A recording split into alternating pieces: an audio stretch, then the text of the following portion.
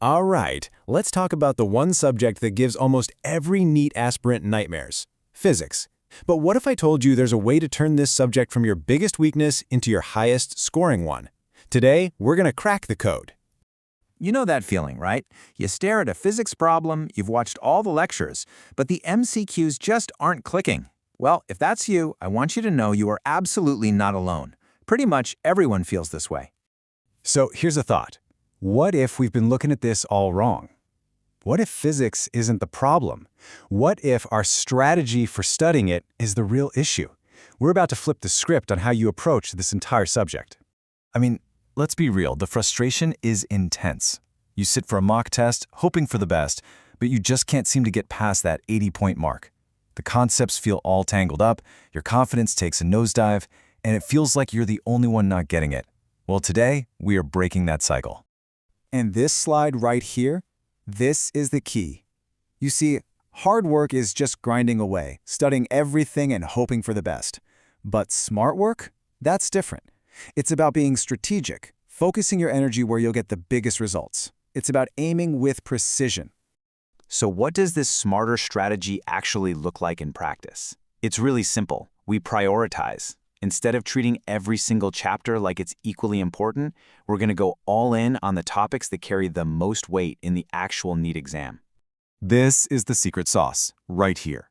You don't need to be a genius in every single concept to score high in NEET physics. You just need to strategically master the concepts that are going to get you the most marks.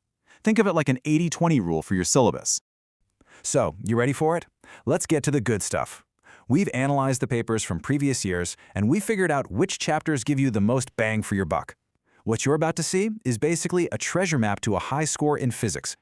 Just take a look at this. Chapters like current electricity, magnetism, ray optics, these consistently pack a punch with 3, 4, sometimes even 5 questions from just one unit. This is where your focus needs to be. These are your absolute top priority.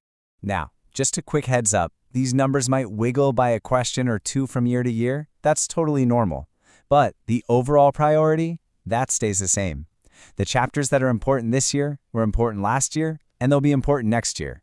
This list is your reliable guide.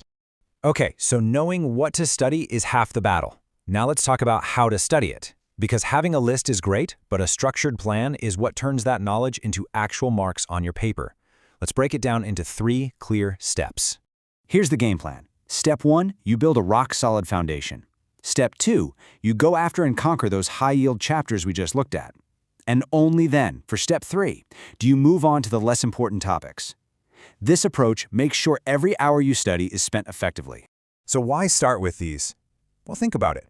Chapters like units and dimensions and kinematics aren't just topics on their own. They're concepts. They're formulas. They are literally woven into almost every other chapter in physics. If you master these first, everything else just becomes so much easier to grasp. All right, so you have the list and you have the plan. But how do you actually go from just studying these topics to truly mastering them? Well, it's not about just passively watching videos. It's all about active engagement and, you guessed it, a ton of practice. This is what active learning looks like. For topics you're weak in, watch detailed lectures, not just a quick one-shot video. Make your own notes as you go. And please, ask questions, no matter how basic you think they are. Watch how your teachers solve problems, and then, the most important part, practice, practice, practice. I want you to let this one sink in. You can have the best teachers, the best books, the best notes, but if you are not practicing, none of it matters. Physics is a skill you build by doing, not just by listening. So, what does that mean for you?